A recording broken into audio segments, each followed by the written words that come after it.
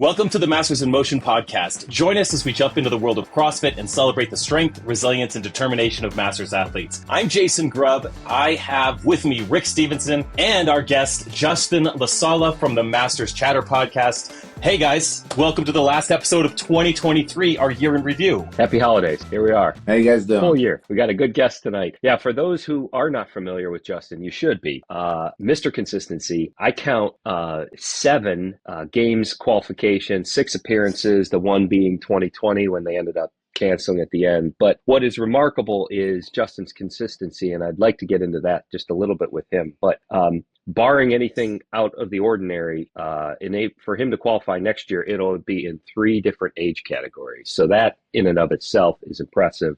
Basically every year in Madison, plus the Cup, plus what we hope will be wherever the future holds. But consistent performer, almost always top 10, twice on the podium, host of the Masters Chatter podcast, as we said, a very stable, consistent guy in the sport in this age group that we know is highly, highly competitive. So with that, welcome to the show, Justin. Thank you for having me, guys. Tables have turned. It's yeah, I was going to say, it's interesting to be on this side. Yeah, we get to talk about you.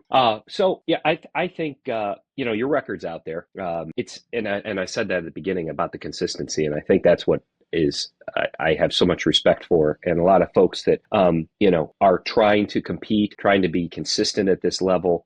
Something seems to always come up or can come up, an injury, something that's not suited in your wheelhouse in quarterfinals or semifinals or the old age group online qualifier or AGOQ. But before we kind of rewind it to your start, but what do you attribute to your consistency over the years more than anything else? Yeah, Rick, you broke up on me there a little bit. I didn't get most of it, but I kind of think I know where you're going. All right. Yeah, you got it. For me personally, I think I did take the time to learn all the movement, like to the best of my ability. I see a lot of people are really impatient and they're like trying to butterfly and do some of these advanced movements when they're really not ready for it just yet. And I think for me, I was able to, I had a lot of time in the gym, so I could really just kind of break a lot of the movements down. And I think, again, to use the word consistent like you did, I can do all the movements pretty good.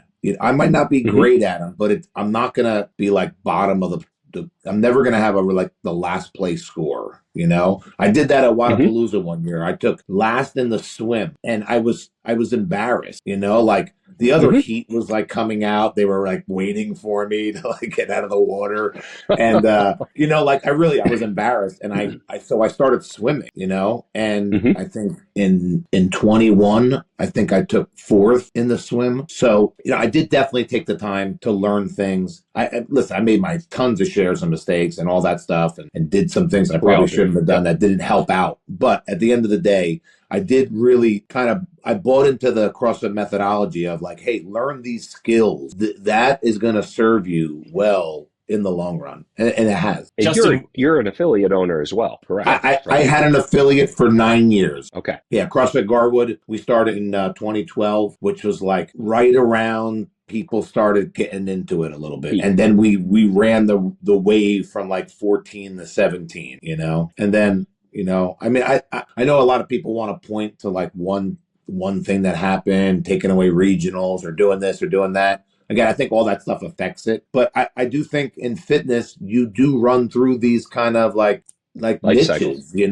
Yeah. You just get people that are like Rumble is big now, so it's always something kind of. But then you sold. But yeah, you sold. You owned for that long and you sold, and now you don't own an affiliate? Well, yeah. So basically, I didn't sell. I wasn't the owner. I ran the entire program. The guy who was the finance behind it, he owned a health club next door, and there were some other dynamics going on. And we just parted ways. And then in 2019, after games of 2019, and I opened up Garden State Athletics in Roosevelt Park, New Jersey. That's not an affiliate. Gotcha. Okay. Did you? When did you realize along your path, your fitness path, when did you realize that like you had a little something? You had what it took to compete at a higher and then eventually the highest level? Like what was that transition like? When did you discover that? How did you take your shot? When I aged up, there's no doubt. You know, when I think I was 39 when I did my first open. Maybe not 39. Maybe I was like 38. It was like 2013. The first workout I ever did was the ascending snatch burpee workout. It was 30 reps in every barbell. I think it went like 95, 135, 165, 205 or something like that. 205, yeah, it's huge. Yeah, something like that. And like 2 years later, I went from a couple of thousands in the Northeast region to like third. And then in 2014, I went to Granite Games. Somebody said to me like, oh, they have these online qualifiers. You should try it out. And in 2014, I tried it out. I think I took like top 5 in the qualifier, and it was in Minnesota in St. Cloud. And I'm like, yeah, what am I gonna do? I'm gonna fly out to Minnesota and compete. I had done local competitions, but 2014 that was like my first big one before Wadapalooza, any of that stuff, and I won. I came back, I won, and no kidding. And I knew at that point, like I could be a player, you know, there's no doubt. And then again, because of aging up into the 40, it gave me a huge opportunity. But it took me a couple of years. You know, I got stuck in 15. I thought I was going to make it, and I didn't. In 16, I had a hernia, but I was still able to compete. And I was shocked I didn't make it. I was like, "Oh my God, you kidding me?" I couldn't believe I didn't make it. And then in 17 I made it, and I haven't missed it since. You know. Yeah. So, but yeah, those early years, the confidence to win Granite Games, to qualify for Wadapalooza, that was back when they took 20. You know, we used to have 20 in the field. So, and again, that's how you met so many people. The sport was still pretty new. I mean, Wadapalooza wasn't out that many years. So it really was a great time. And it was a really good motivator to want to be good too, no doubt. It was a good check-in at that time of the year to see where you stacked up against all these names that you were starting to get familiar with. I got to keep my eye on him. Got to keep my eye on him. Yeah, I did Wadapalooza in January. It was great. And that landscape's changed. Yeah, it has, hasn't it? So with all of that probably coming up through the ranks, like that's how you met some of the other competitors that ended up forming the first Masters podcast that I started listening to. Was the only Masters podcast, was the Masters Chatter. And I mean, it came out, the instant it came out, I'd be listening. What do you guys think about what's going on? And, so tell us about how'd that come about? And then the evolution of that over time. Yeah, I mean, it really started because of COVID. You know, because of some of the relationships with some people that I had met, like Jeb Simmons and Steve Swistak and, you know, Bob Jennings, Clint.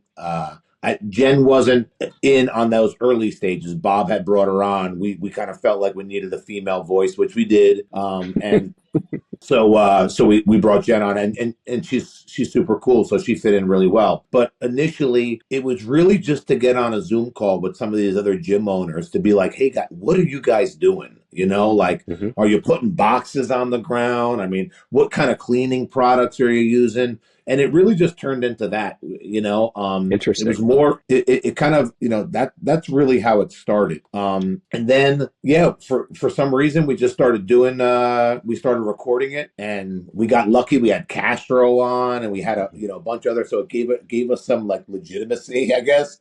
But really what it is, it's exactly what anybody who goes to some of these big time competitions, you all have kind of like a group of friends, you know. You might be friendly with everybody, but you also have like the people who are like under your tent, you know, and that you're hanging with. And it's those conversations, like they're having the same conversation that we're having, you know. Maybe there's different perspectives, but the topics are pretty much the same. And we figured because not many people were doing it and anybody could do it, we just started to record it and we went with it. And I mean, I wouldn't call it successful at all. Like, we're not making any money, you know. Half the time the connection goes out. Like, from a professionalism standpoint, it's like very low. We have a couple of like hosts, so to speak, that barely speak, you know. All right.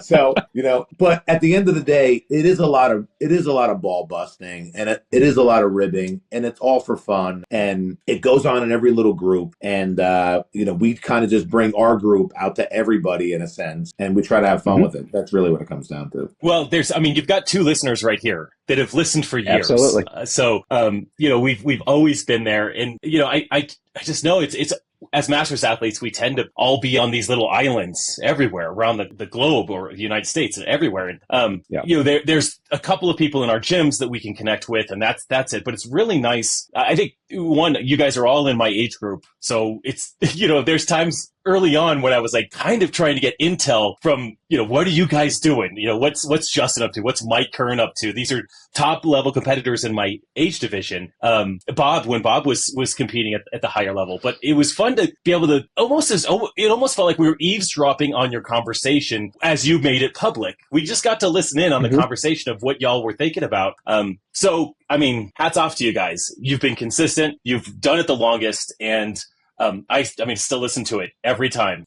And it's funny, like even before we clicked record, we were talking about kind of the personalities of the different members of the podcast and their unique personalities, and how even the ones that are less talkative provide a value, sometimes a very comedic value, to say that. So, not naming names, but I'm a fan. So you guys keep doing what you're doing. It doesn't need to change. And if you need intro music, man, we could send some over. Rick's son is a musician. He's going to do some intro music for us. It's the least important thing of a podcast. Yes, literally. We threw one on there. We're like, okay, we'll just do that one. You talk about the professionalism. The chatter were, busting my chops a little bit for coming on the show initially, Of course, sure. They're like, oh, you're a traitor, Listen, I knew it. It's all out of good fun. Yeah. But, we need some of that, though, I mean, I think it helps the community. Everybody that does this stuff could be doing other things. All right. And really, we're just trying to get some content out there, let people, see some of the personalities, because we're just a small fraction of what some of these personalities. I met a lot of these characters, man. There's some characters out there, and there's a lot of worthwhile stories too, because, we have experience on our side. So I think there's a lot of ability to, highlight some of these interesting people that are in our sport, I mean, Clint is the best. Absolutely. I met Clint in 2015, and he said less than, we've kind of opened up his shell a little bit, Kern's always going to be right there wanting to get any information he can get, he's got the he's got the book on everybody, he has the book on me. I had to ask him as I was coming up, he was like, yeah, he's like, I keep seeing this LaSala name on the leaderboard. I got to find out what's going on with this guy. Right. What's he good at? What's he struggle at? See, I just think that's because we all want to win, like we're all chasing Jason. Yeah. Or people are chasing somebody else, Right. That's part of the fun. Yeah, it really is. Well, shifting gears. Well, what some of the stuff that's been in the news that you guys have talked about on the chatter, Rick and I have talked about, is some of the big changes that happened in 2023 in CrossFit. And so we thought we would take part of our time together to just talk about some of the things that happened in the CrossFit world as we're wrapping up 2023. What were some of the highlights or the changes, or what do we think about some things that have happened in 2023 in the CrossFit world? And then we'll shift into and we'll finish with some of our highlights. Maybe some really special moments for us and in the CrossFit space in 2023. But Rick, I'll let you lead us off on this, because you're our statistician. What did happen this year? It was such a slow news year. Was there anything you could pull up? Yeah. Well, today is December. We're recording this on December 20th, and we were hoping by this point the rule book for next year would be out, but we're maybe a day or two away from that. So I know both groups will talk about that when when it's released, because it's going to contain some important information. But I think not really focusing on individuals and teams, but if you look at just age groups, and that I guess will encompass teenagers as well for this discussion. I think this year, aside from some of the differences, we had a second year where it was at least the qualifying process and the competing, if you like to compete, was pretty consistent along the way. Open, it was our second year of this. Quarterfinals, semifinals was a pretty pretty tight funnel going down to 30 in each age group. And then what we, debated about endlessly was the cut down to 10 to go to Madison. So the fact that HQ could keep our process the same throughout the year, I think was a positive for big picture. Yeah, I don't fair. know what you guys might think of that. I mean, for me, I just think I'm excited for Bob and Joe taking over the games, because I couldn't even tell you, like, if they name somebody that, hey, this is the guy that's going to write the Masters program, and this is the guy that's going to head up how the Masters are going to kind of run. I mean, again, I'm happy we even have a platform. So I don't feel like we're second citizens, because we get to play at least, And I know the rules have changed a bunch of times. I totally get it. But I do think that two people that really care about the sport and that have been involved in the competitive aspect of the sport and have run competitions before and know that certain weights are appropriate for certain age groups and certain skills are still doable for I think that's a really big part if you're trying to, like, crown the fittest person in each age group, and test all modalities. So I'm excited for what's to come. Maybe I don't think it's going to be like the games like we're used to. All right, I don't. I think it's going to be I just think it's going to be a different thing. But I think eventually it'll get something close to that. I do think that it will get close to that. But especially the first year or two, I don't think it's going to be. I don't think we're going to be involved in as big as a spectacle as the games was. Right. And I think that was appealing to some people. But that aside, what are we trying to do? And that's what you said. We're trying to compete. And if CrossFit's calling it your final championship, well, then everybody get on the same floor, have it intelligently programmed, run by professionals that know what they're doing, and you call it your championship, your games, and let the fittest win. Yeah, it's pretty easy. I agree with both of you. I think that it's going to be better than the experiences that we've had in the past. And I think that because I trust Bob and Joe and their ability to put on a great event. Year one will be, I think the expectations just like, hey, let's just see what happens. With year 2, year 3, year 4, that just growing over time. But when I first heard at the games this year, the rumblings, the rumors that they were going to split off Masters, just the way that got leaked out was disheartening. I was a little sad that this is going to be my last time being in this big fitness festival style CrossFit Games, and grateful to get to experience that in Madison. Justin, I think you were in Carson in your first year. Did you ever compete in Carson? Oh, only Madison? No, never. Okay.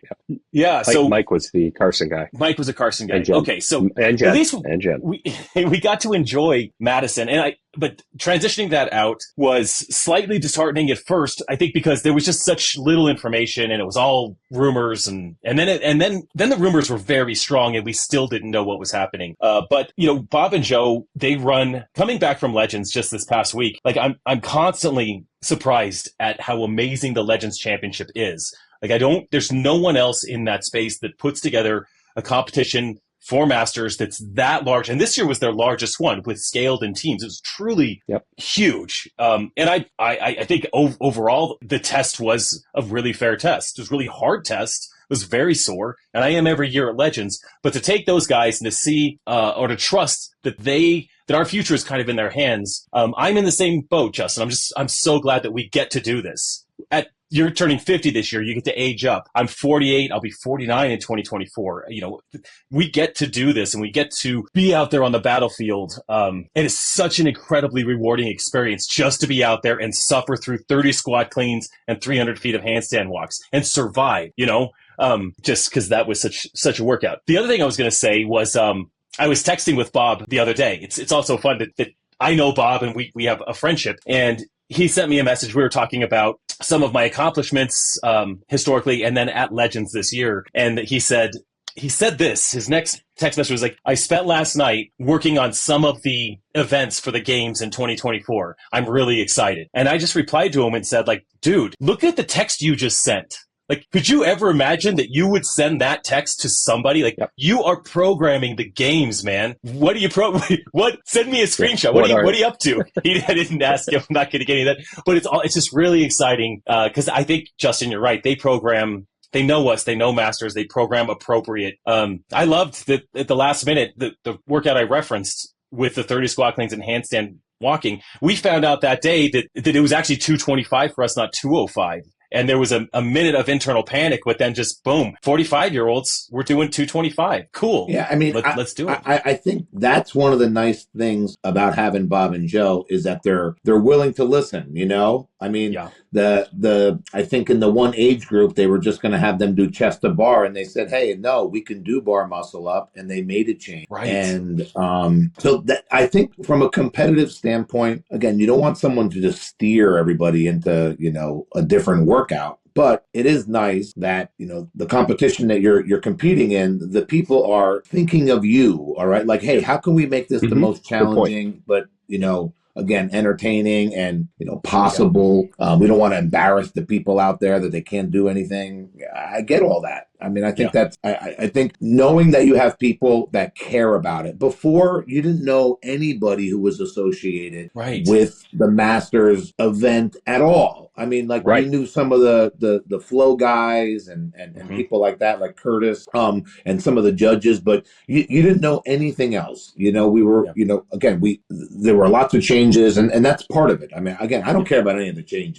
For me, they're trying to do the best thing that they can do. But one of the things that I'm excited about with Bob and Joe, outside of them really knowing a lot of the athletes, and what they're capable of, is now they're going to have some resources. I mean, like, you're going to have the ability to have CrossFit judges there, and you're going to have the ability to do drug testing. I don't know if anybody was drug tested, right? At Legends, and I'm not putting it down. That's expensive as shit to do. It's expensive, right? It's very, having, Rogue being the title sponsor equipment wise, that pretty much gives you access to whatever you probably want. I can't see them having, no like freedom on a lot of the stuff that they're doing. Now they may have some like logistics as far as site, but I mean, again, I think they'll have whatever they want to their disposal. And I'm excited about what they're going to come up with those abilities. Yeah. And they looked way less stressed. I think it was Jen who said it on the podcast, that they seemed like they were more relaxed. And she was 100% right. They were walking around. They were way more available instead of like kind of having to check on something.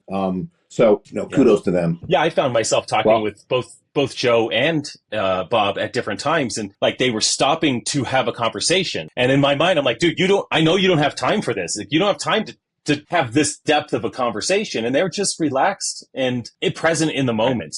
They even got to come around and watch some of the events, which was really cool. So I know that they made last minute changes. So did you guys know, for example, one of my Boulder athletes was there the day before, maybe on Monday. And so he went and he was looking in to see what was getting built, looking through the windows, and there was rings on the rig all the way across. So there was supposed to be potentially the standard, which is 30 clean and jerks, 30 ring muscle ups, 30 bar muscle ups. That was going to be programmed. 30 snatches. But there was 30 snatches. Snatches. There was no connectors for the ring, so they would have scooched around. The fasteners weren't correct. So they had to create a different workout on the fly, which is also something that, again, I know that behind the scenes, they're working hard. They're making modifications. They're making changes. Forward facing on the outside is the consumer of the competition. Man, it flowed on time.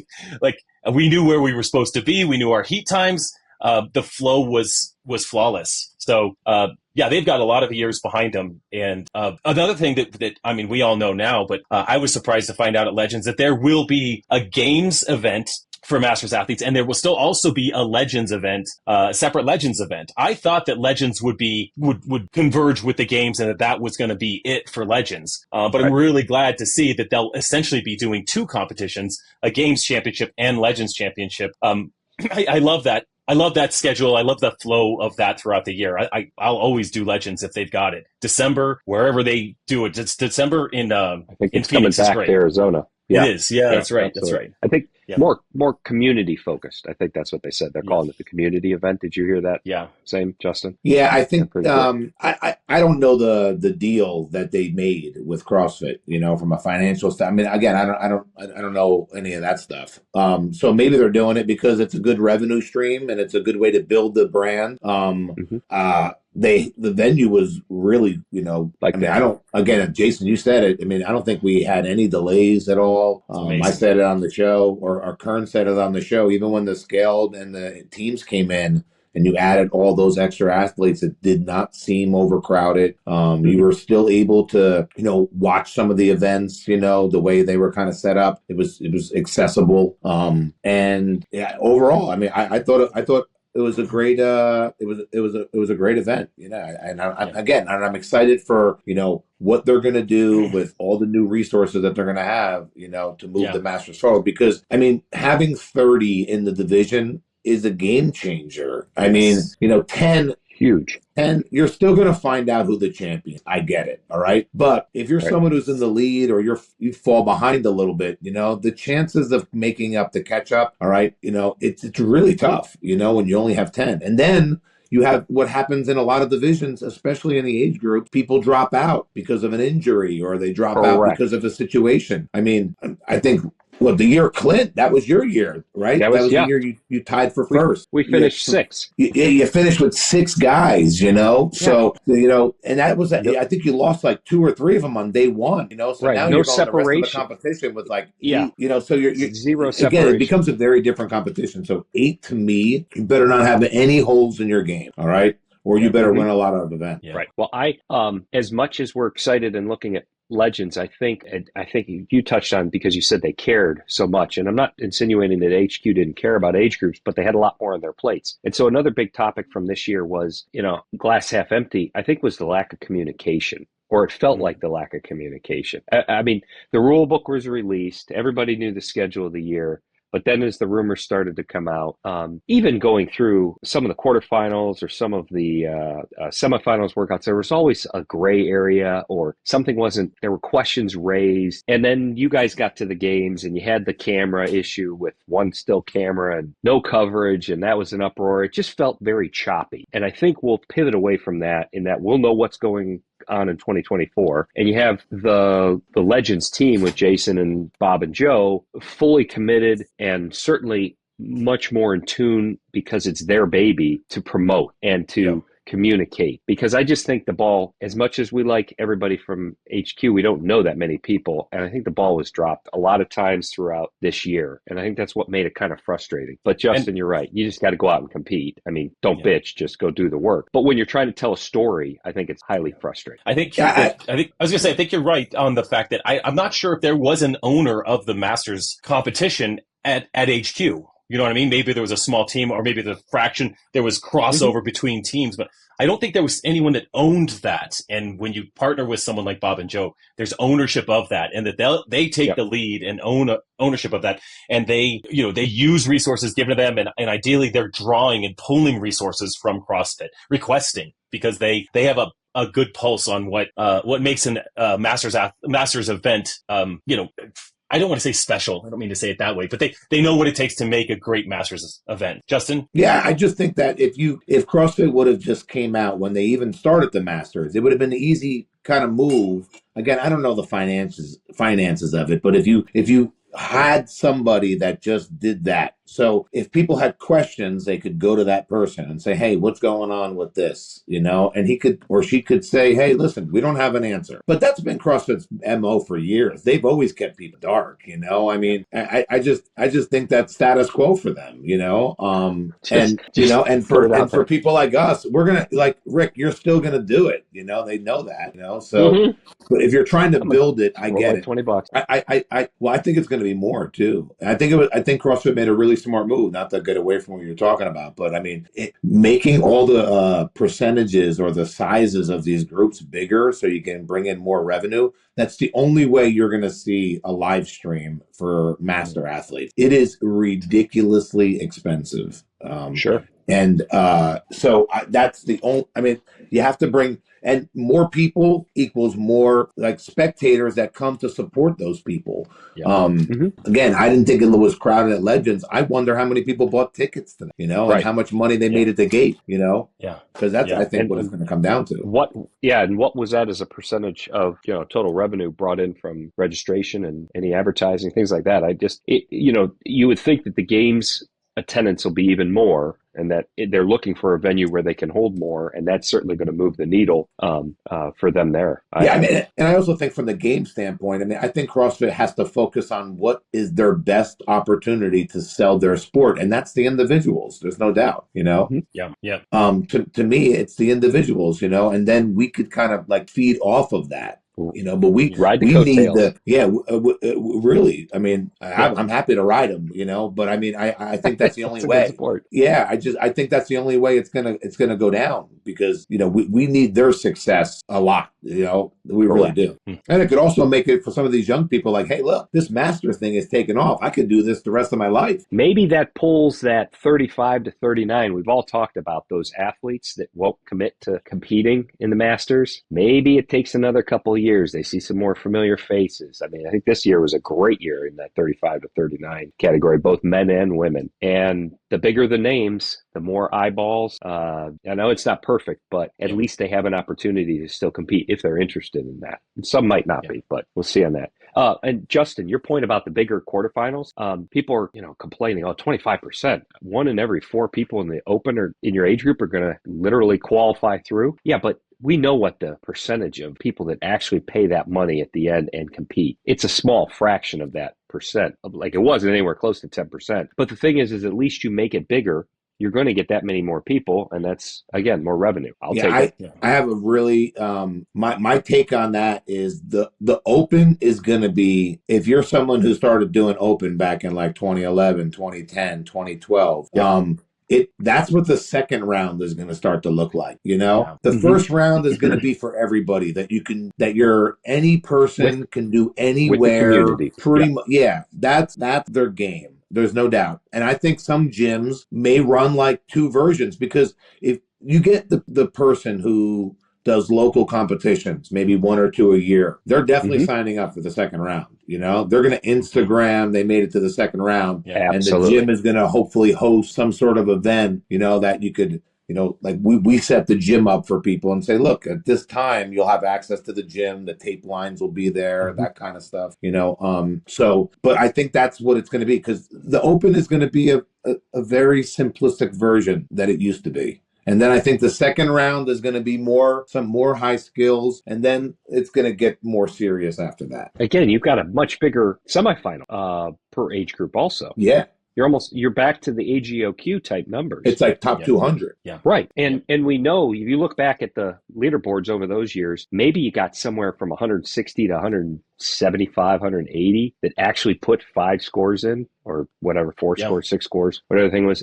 That wasn't even a perfect take up. There's always things going on, and injuries, and I understand, lack of interest, whatever. Yeah. But that's a much bigger pot to fund the bigger field. I think that's definitely going to happen. I think people are going to see the workouts, and when the workouts come out, they're like, oh, I can't do this. I'm not signing up. I'm not paying my. I can see that. $50. Yeah. I mean, especially, I think it's going to be more. If it's 50, what was it last year? 50 for the 50, quarters? Yeah. Because it went up. Semifinals was like 75 or something, right? It was it really? 50. It was 50. I think it was 50. 20, it was 50 both times? Yeah, I think 20, it was 50. And then you throw the 20 in on the judging, which we all will do, and no one can count the double unders, right? So whatever. Right. It's only 10 for judging. The judging is only 10. Only 10. Okay. All right. It's 10, 20, 50, 50. But that's an hour of my life I always went back.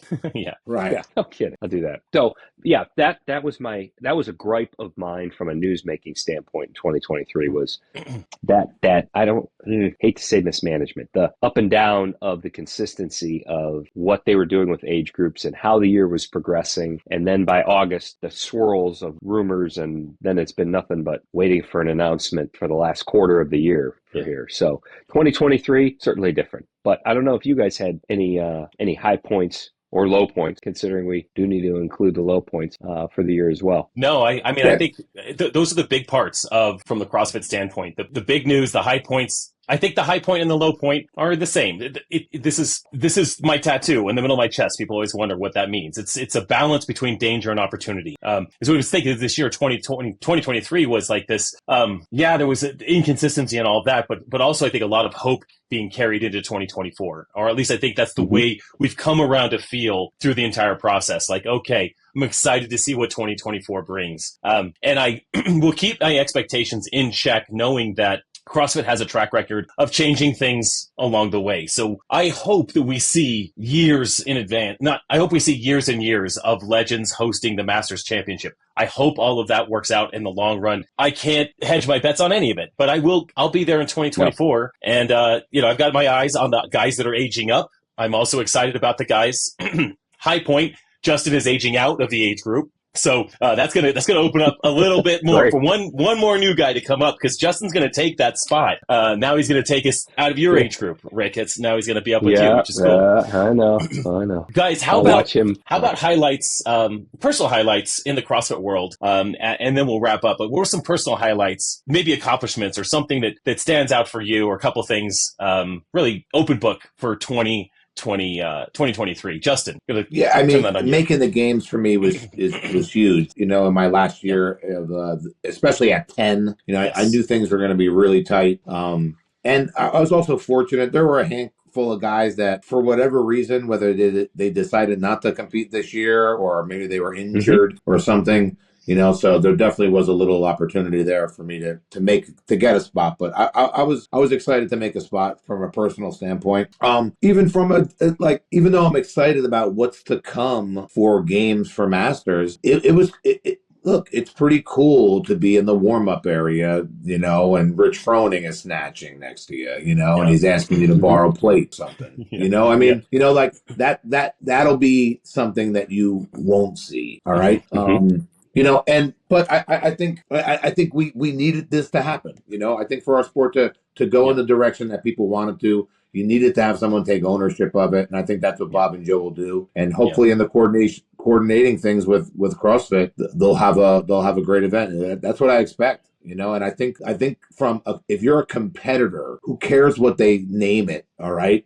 Knowing that the best people are going to be out there, just go out there and do the workouts. Just do it. You know what? Yeah. There's going to be more people involved, and you're going to have a better game in everything. And I think that makes a huge difference. So, I think the changes are good, but it's going to be interesting to see how it all kind of lays out. So personally, making the games, and it is a little disappointing that the spectacle that I've come to enjoy the past 6 years, is ending, because it's not going to ever be that. It might turn out to be something better, but it won't be what it was. You're not going to recreate that. And for anybody that thinks it's, or has kind of that attitude, like next year, like, oh, this isn't the games. It's not going to be the games. It's just not. No. Yeah. But it's going to be the final event that will crown each age group. And that's what you have to keep thinking about. It's going to be the competition. I still think they're going to call it the game. Yeah. Yeah. Games presented by, or something like that. Yeah, CrossFit's not going to give up that branding, That'd be crazy too. I think they're just going to put like by legends, some, what I'm saying? I think that's what they're going to do. I can't believe how good that goes. That rolls off really nice, actually. Yeah. But I don't know how I follow that up. What I was going to say is, before I myself or Jason give maybe a highlight or something like that for the year, Justin, for you, aging up is important. What are you looking for the next few months, or how do you prepare yourself when you're going into, okay, year starts, it's January. You're one that I think that likes to be pretty consistent and then turn it up, right? I mean, is that kind of your mindset, or without giving out too many trade secrets? Just curious. Yeah, I mean, I do like to hold a certain level. I try to hold a certain level of fitness, but I think for me personally and my lifestyle and like what I like to do and what I feel comfortable doing, I do kind of go through like seasons in a sense, I just think eating clean and doing everything right all the time is really challenging. Again, I'm running a business. I'm not saying no one else is doing what I'm doing.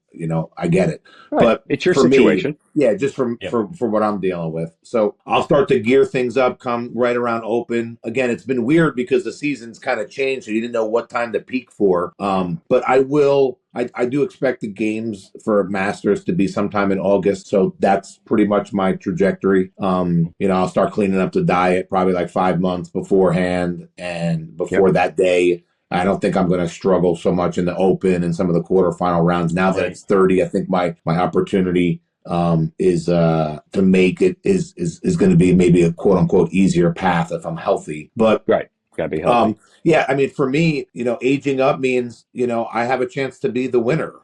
That's the only way Mm-hmm. I'm thinking about it. That's Yep. I plan on going there to win. I don't really try to focus on what other people are doing or who's back or who's not. I'm playing with whoever plays, and I'm What do coming you to need win. to do to go out there and win? That's what your mindset is. Yeah, that's what it is. I Yep. mean, the COVID year for me, like after 19, I had every expectation to win, and I didn't. All right, I took second. Okay, that's great for some people, but that wasn't the goal. All right, so I Mm-hmm. don't look at it as I mean, it's an accomplishment. I totally get it. All right, but Right. I had my eyes set somewhere just a little bit differently. And in 2020, I was like in the best shape. I was so ready. I knew certain people weren't in my group at that time, like Yep. Jason and Kern and all some Mhm. of these other monsters, and I had an opportunity there and I was in great shape and I lost that year. So these next 2 years, my kind of Haley Comet coming around the That's corner right. here. No. This Yeah, is that's right. my opportunity. I mean, I have every expectation standing on that podium. Hey, you got to love this, being able to talk directly face to face to your competition. I Yeah, respect that. Steve. I mean, listen, I tell Clint all the time, I tell Yeah, Clint, we go back on certain workouts and, sure. and we have a lot of good banter. I love that guy. He's great. Kern is the same way. And, Kern follows Misfit, who's Hmm. been so great to me and been with me pretty much the whole way. And I love them over there. But I just want to make Jason clear. He's been trying to recruit me lately, to Not Same. make the you're not move over to joking. You're not joking. I'm not make done. the move I'm over to not done with Boulder it. there. And I think what he's doing is great, and I think it's a smart idea. But Yeah, yeah, I mean, this is especially this focus on is just masters. an opportunity that, again, the way the math works out, Hmm. I have an opportunity, Yeah. and that's it. Yeah, Well, go for the gold. Jason, you want to? Yeah. She's going Sure. for the gold. Sure. Yeah, and Um, I'll finish. this year was one of those years where I'm starting to move into the latter half of the age group. I started the year age 47, Wadapalooza, and the games. Third year in this division at the games, so I had some. I had to settle into some expectations that like I may not win. Wadapalooza, I felt pretty confident. The games, I want to win, but I may not win. And actually felt a lot of pressure going into the games, knowing I was launching Boulder Athlete.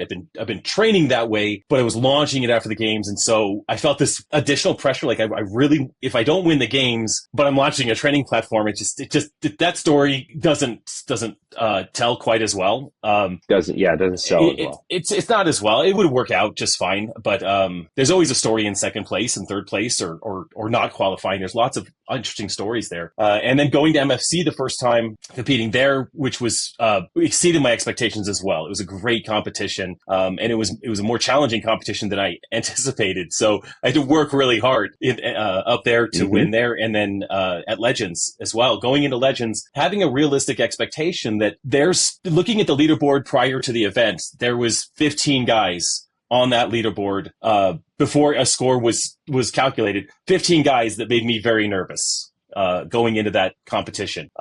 So there was a very real chance that I wouldn't win. And I had to settle in that, like, I'm going to have to navigate that in my head. Because like Justin, I aim to win. I aim to win while I'm there, but I also have to, my plan B is like, I don't win. I got to figure out how do I wrap my head Hmm. around that. And so my highlight this year was that I did hit that 4-peat. I think the 4 biggest Masters events, that I have access to, I was able to win. And that it didn't occur to me that was what took place in this year until after Legends. I was like, okay, well, that's enough for the year. Yeah. It's a little too much for the year. It's Yeah. enough. It's enough. Now, what it did, in the highlight from all of that is that going into 2024, like, okay, I'm not calling my shot yet, but I have more confidence. And there's some tough guys coming up into the age group. I could name 3 guys by name that I competed against in 2019 that are very, very challenging. But we'll have 40 people and everything. We'll see what happens in an age group of 30 or 40 at the games. I'm pretty excited about that. So the highlight was another year of winning. And I don't expect to win like that,